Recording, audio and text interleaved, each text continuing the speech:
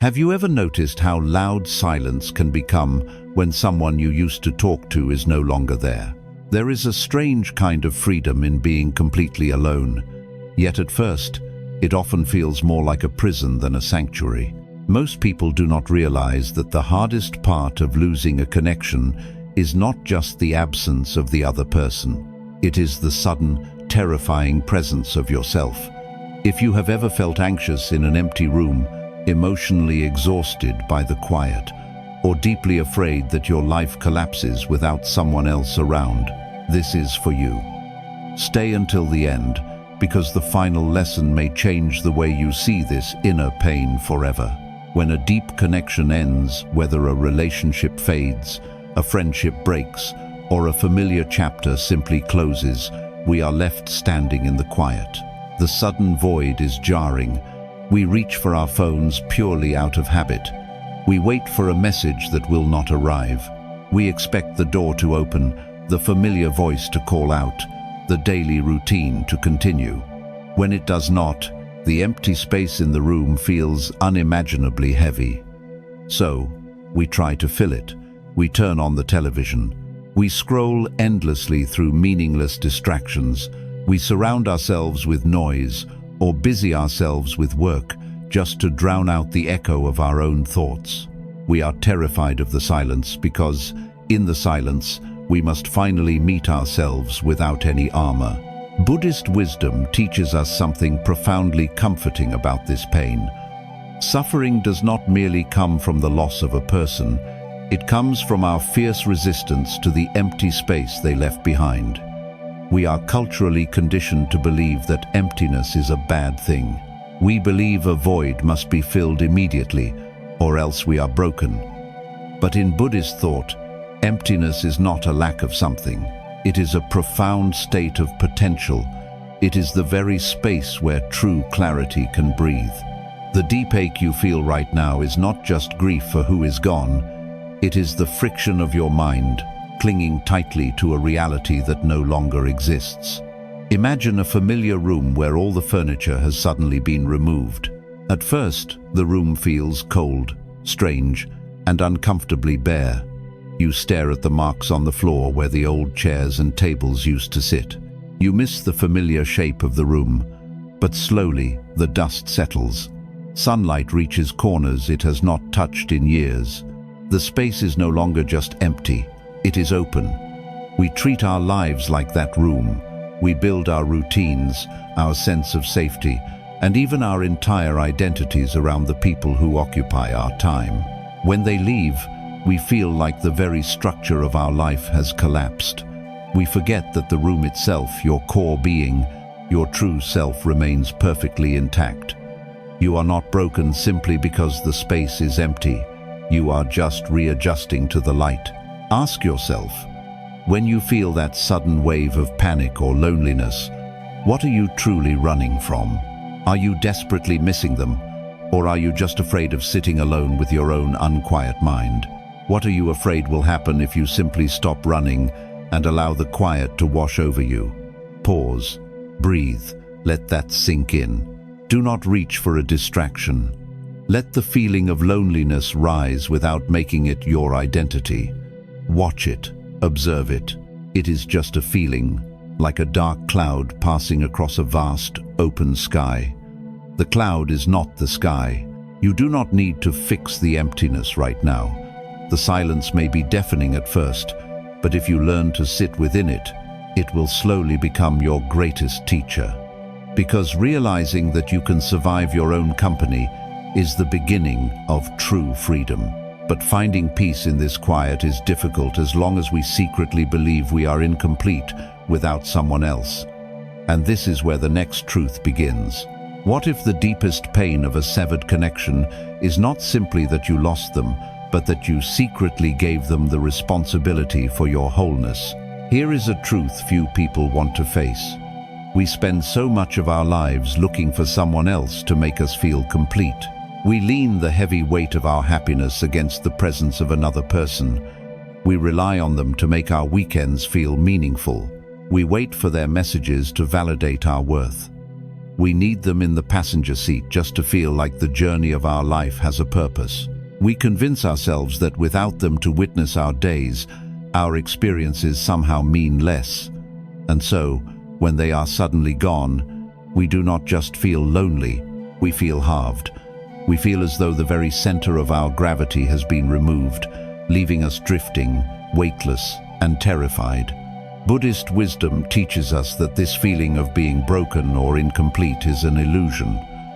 One of the deepest lessons of Buddhism is the understanding of true wholeness. We suffer because we cling to the belief that peace and completion exist outside of ourselves. We think they exist in the right partner, the perfect friend, or the familiar routine. But this attachment is precisely what causes our pain. You are not a fragment of a puzzle waiting for another piece to finally make sense of your shape. In your truest nature, you are already whole, complete, and unbroken. Imagine a small cup left outside, waiting desperately to be filled by the rain. When the storm comes, the cup feels full and purposeful. But when the skies clear and the long drought begins, the cup sits empty, feeling useless, waiting for the sky to save it. Now, imagine a deep, ancient well. The well does not panic when the rain stops falling. It does not rely on the passing storms to feel full, because its water is drawn from a quiet, unseen spring deep within the earth. For too long, you have lived like the cup. You have let the changing weather of other people dictate your inner peace. You have let a distant attitude ruin your evening. You have let someone's shifting mood dictate your sense of self-worth. You have allowed their departure to convince you that your life is now empty. But this is a heavy, impossible burden to place on another human being. No one else can be the anchor for your soul. Ask yourself, have you been using their presence to cover up a fear of your own independence? Were you truly at peace? Or were you just relieved that you did not have to carry the weight of your own life alone? What would happen if you stopped looking outside to find what is supposedly missing? Stop. Breathe. Feel your own weight resting where you sit. Bring your awareness back to your own center. You do not need to wait for the rain anymore. You must learn to draw from your own well. The next time you feel the sharp ache of wanting someone to fix your loneliness, simply observe the thought without following it. Let the feeling of lack rise and fall, and gently remind yourself that you are standing on solid ground. You do not have to be half of something to be deeply grounded. You do not need a witness to prove that your life is real, but accepting this wholeness is not a one-time event. Even when we begin to realize our own strength, the memory of what was can aggressively pull us backward. Because it is not just the person we are letting go of. It is the story we told ourselves about the future. And this is where the mind begins its most exhausting trick. What if the mind does not actually miss the person as much as it misses the comfortable certainty they provided? Here is the truth about why letting go feels impossible. Even after a connection has ended, your mind continues to keep it alive. You wake up in the morning and immediately replay old conversations. You try to figure out exactly where things went wrong. You look at old messages, searching for a clue, or you silently argue with them in your head. You create imaginary scenarios where the outcome is different. The physical person is gone, but mentally, you are still actively engaging with their ghost. We do this because the mind is terrified of a void. It would rather hold on to a painful memory than step into an unknown future. It feels safer to chase an echo than to face the quiet, stark reality of the present moment. Buddhism reminds us that much of our agonizing mental loop is entirely self-created. It stems from our deep resistance to impermanence. The nature of life is that everything changes. People arrive, they share a path with us, and sometimes that path diverges. But suffering arises when we reject this natural flow. We suffer not because the river keeps moving, but because we are standing in the middle of it, desperately trying to hold the water still with our bare hands. Imagine you are standing on the bank of a fast-moving river, holding tightly to a heavy rope. The other end of the rope is tied to a boat that has already been caught by a powerful current. The boat is drifting away. It is out of your control. But instead of letting go of the rope, you wrap it tighter around your hands. The rope burns your skin. The force begins to pull you into the freezing water. You are dragged along the jagged rocks, crying out in immense pain for the boat to stop. Yet, to end the physical agony, all you have to do is open your hands. You are holding the rope in your own life right now.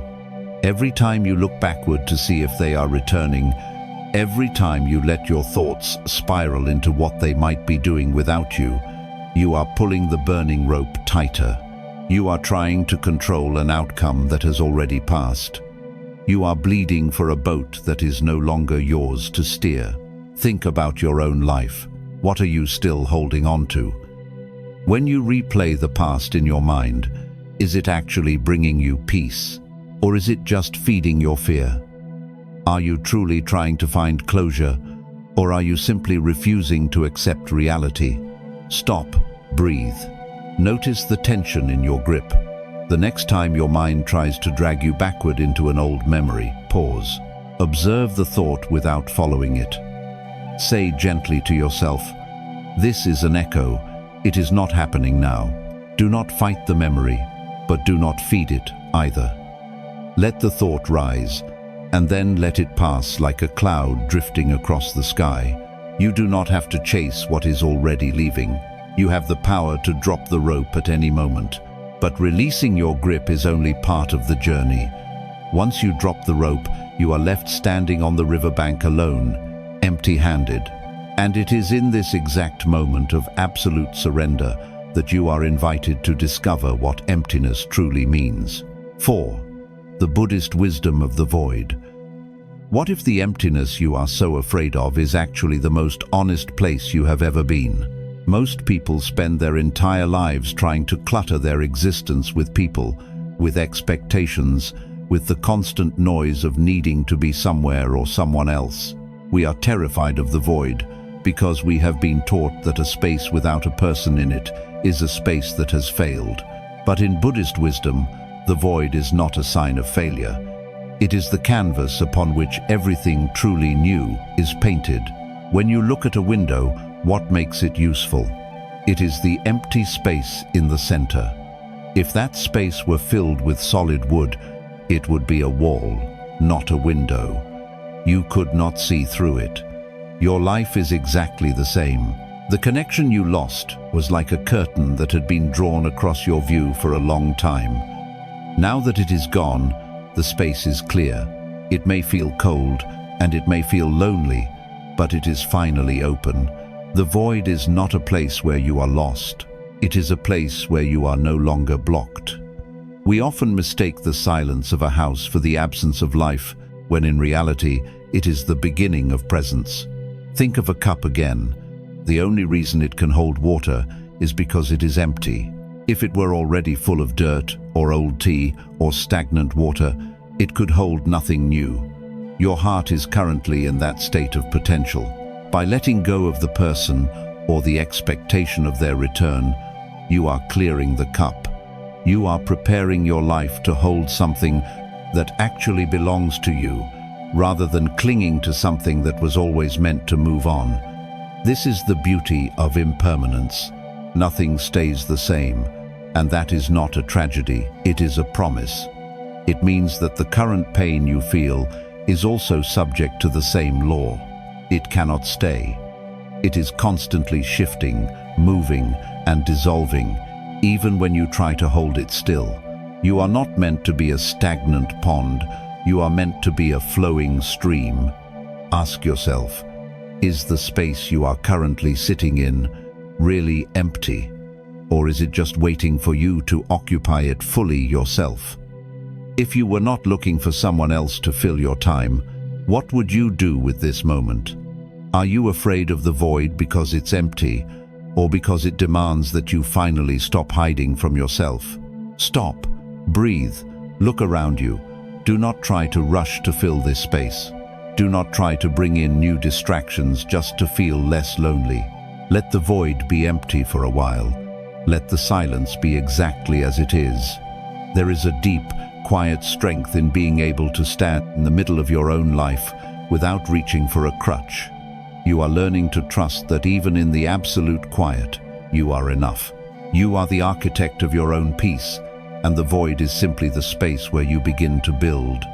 But building this life requires something more than just accepting the space. It requires you to stop running and finally sit within the fire of your own experience. It requires a kind of courage that the world rarely talks about. And this is where the path becomes truly transformative. 5. Sitting in the fire of your own presence. What if the only way to escape the burning feeling of loneliness is to stop running and simply sit still?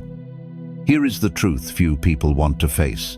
When a familiar connection is severed, being alone does not just feel sad, it feels physically unbearable.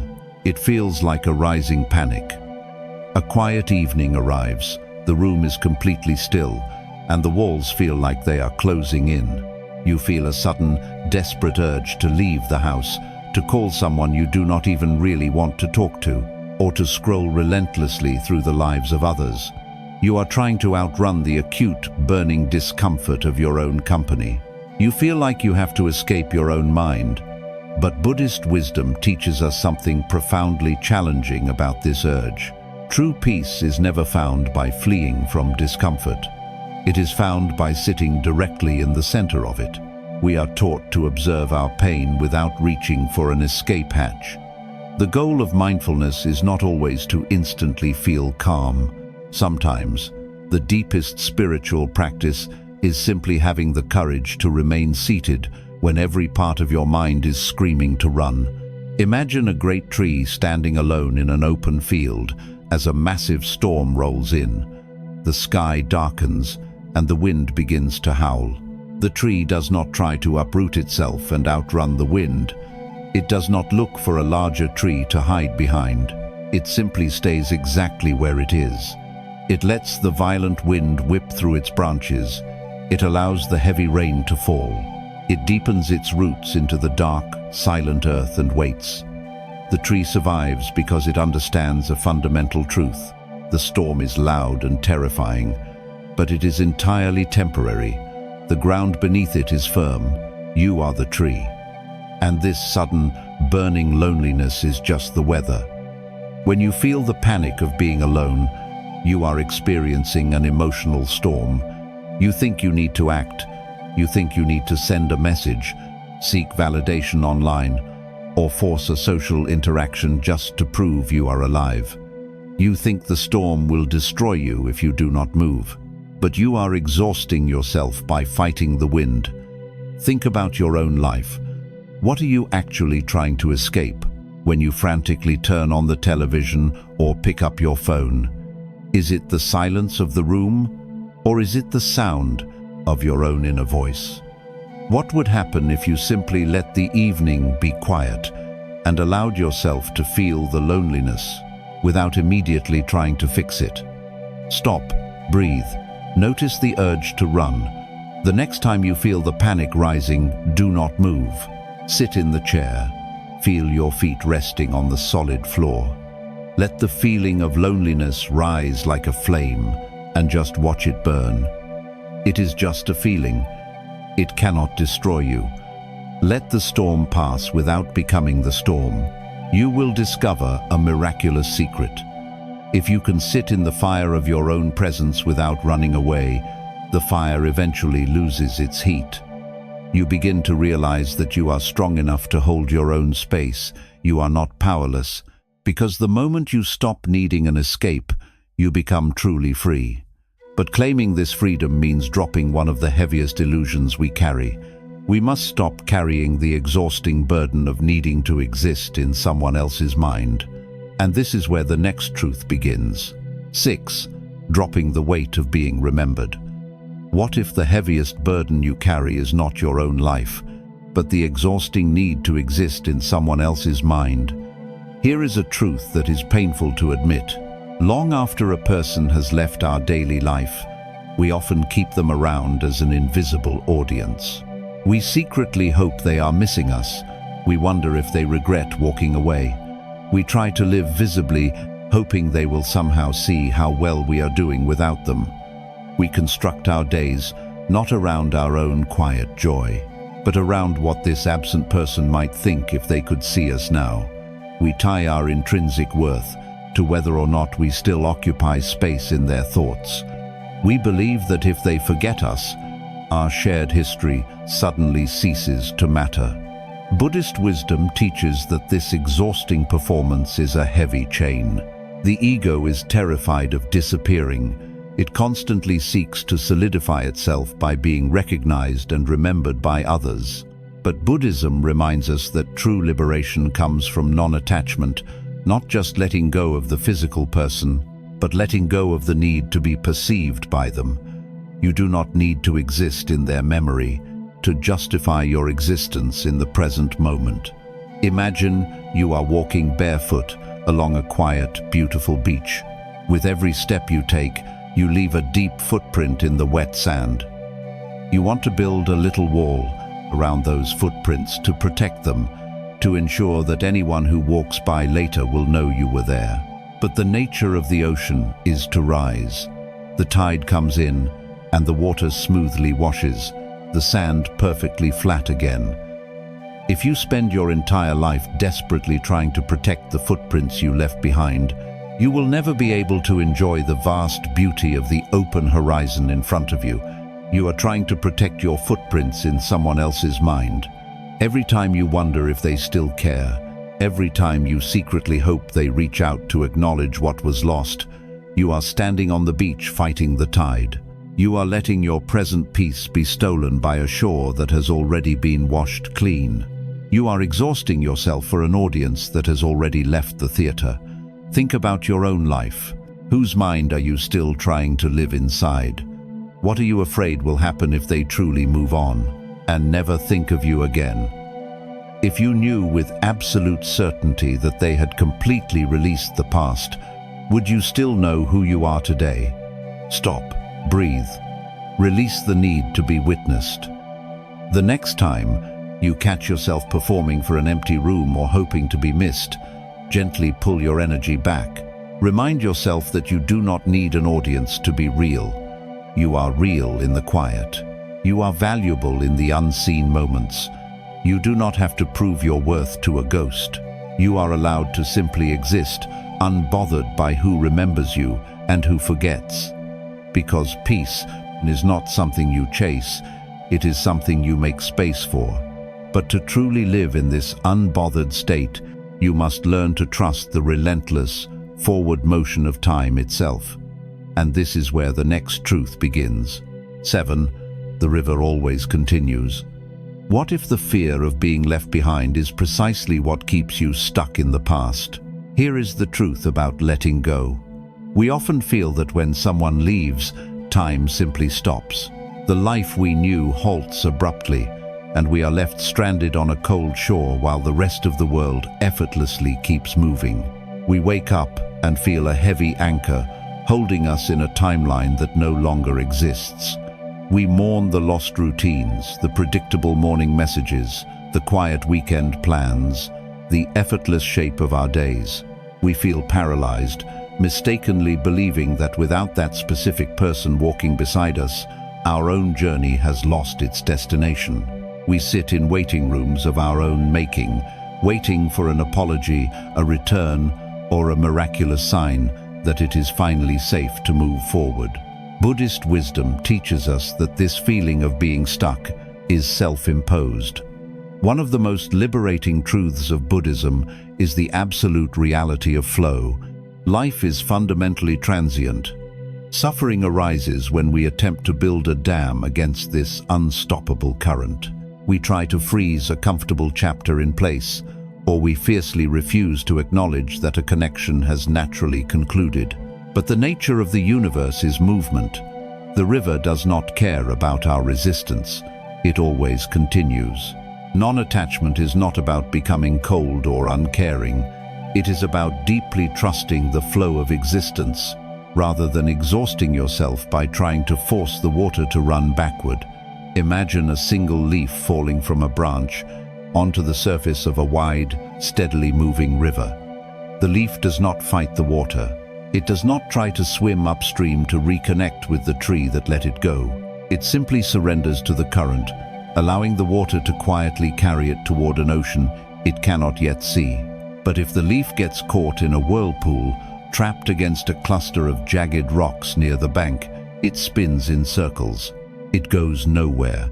It is battered by the rushing water, stuck in a violent, exhausting loop, simply because it is caught on a stone. You are spinning in the rocks. Every time you refuse to accept that a connection has ended, every time you pause your own life to intensely mourn what used to be, you are fighting the natural current of your existence. You feel as though your life has stalled, but life is still pulling you forward. You are simply refusing to float. You are exhausting yourself trying to swim back to a version of the past that is already gone. Ask yourself, are you secretly waiting for someone else to unpause your life? Are you spinning in a whirlpool of old memories, hoping the river will somehow reverse its course? What would happen if you simply let go of the rocks and trusted the water to carry you forward? Stop, breathe, release the need to fight the current. The next time you feel completely stuck, visualize the water moving gently past you. Do your part in the present moment, then release the outcome. Stop trying to force the door open. Let the timeline of your life continue, even if the scenery looks radically different than you originally planned.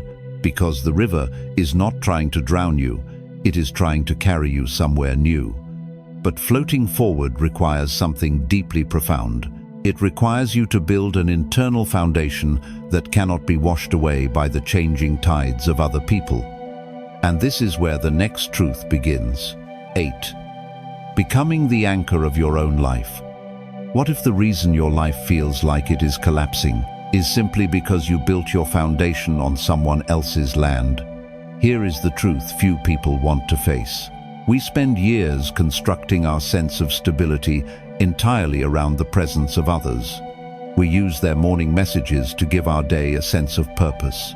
We use their weekend plans as the architecture of our joy.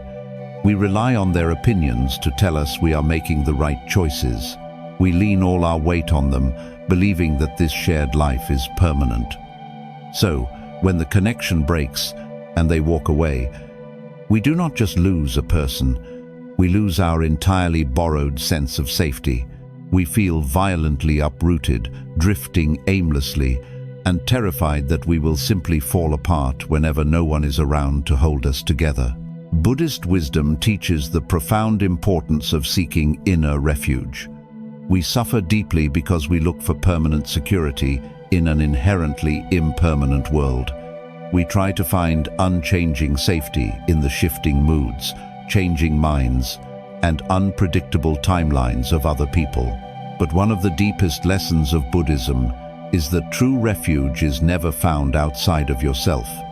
As long as you rely on a temporary condition to provide your permanent peace, you will always be in danger of suffering. You are asked to become an island unto yourself. Imagine a small wooden boat resting calmly in a deep harbor. For years, it was tied tightly to a much larger, heavier ship. The small boat never had to drop its own anchor. It simply rose and fell effortlessly with the movements of the larger vessel. It felt perfectly safe. But one night, the thick rope is untied, and the great ship sails away in the dark. The small boat begins to drift violently into the open, rough water, tossed by freezing waves. It panics, searching the vast, empty horizon for another ship to quickly tie itself to. It is terrified of the storm, completely forgetting that it carries its own heavy iron anchor resting quietly in its hull. You have forgotten your own anchor. When you frantically seek reassurance, when you desperately try to force someone to stay, or when you feel absolutely lost and panicked on a quiet Sunday afternoon, you are acting like a boat, searching for someone else's rope. You are terrified of the emotional waves because you do not realize you already possess the power to steady yourself. You do not need to find another person to tie your life to just to survive the night. Ask yourself, who or what have you been tying your boat to? When you feel the intense anxiety of being alone, are you truly terrified of the silence, or are you just terrified of your own independence? What would it take for you to finally drop your own anchor into the deep water? Stop, breathe, feel the weight of your own existence. The next time the panic of being unmoored sets in, do not immediately reach outward. Do not send the text. Do not seek the distraction. Stay with yourself. Ground your feet physically into the earth. Remind yourself that you have survived every storm you have ever faced. You are your own safe harbor. You do not need another person to validate your right to exist peacefully in this moment. Because once you become your own anchor, no departure can ever wash you away. And this brings us to the quiet, beautiful reality waiting at the very end of your journey. 9. The quiet joy of coming home to yourself. What if the empty room you have been so desperately trying to escape was actually the only place where you could truly be found? At the beginning of this journey, the silence felt like a punishment. The absence of that familiar connection felt like a violent collapse of your entire world.